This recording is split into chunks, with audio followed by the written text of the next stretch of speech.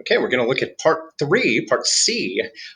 They give us a new function, h. By the way, I've kept a note here that g prime is function f and g double prime is f prime. I think we're going to need that information later. So a lot of times they just give you some new function and you're just like, what the heck is this? In this case, it's a function h, okay? And they asked me to find the derivative of h. And it has something to do with the graph of g and this 5x. The mistake that people make here is they think, oh my gosh, I've got to try to look at function g and I've got to try to figure out how this is going to transform the graph, okay, based on what you've done in your previous math classes. Don't do it that way.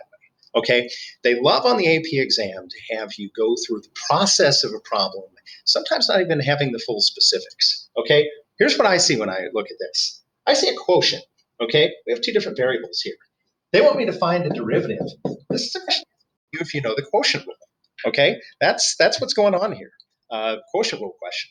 So quotient rule says take the derivative of the top, g prime of x. I don't know what I'm going to do with that, but you know that's where you start, right?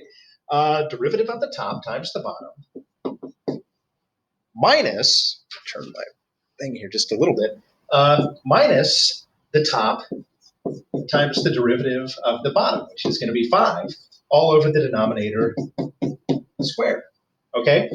And if I want to find h prime of 3, I should just be able to substitute 3 into these statements. So g prime of 3, that's just going to be the functional value of 3, whatever that is on my graph, okay? And actually, I think if you take a look here, f of 3 is, looks like f of 3 is -2, okay? So that's going to be -2. And then I'm going to take 5 times 3, which is going to be 15, okay? G of x is g of 3. Well, we found g of 3 in the earlier problem, right? G of 3 was equal to 9, right? And it's being multiplied by 5. And then the x value here is 3. So we're filling that in. And basically, you can evaluate that statement. So anyway, we can scroll down here and we can take a look at their solution. And you can see it's worth 3 points. We're up to 6 already on this. And they took the derivative of g times 5x minus the derivative of 5x times g all over 5x squared, okay? And they substituted all these values in.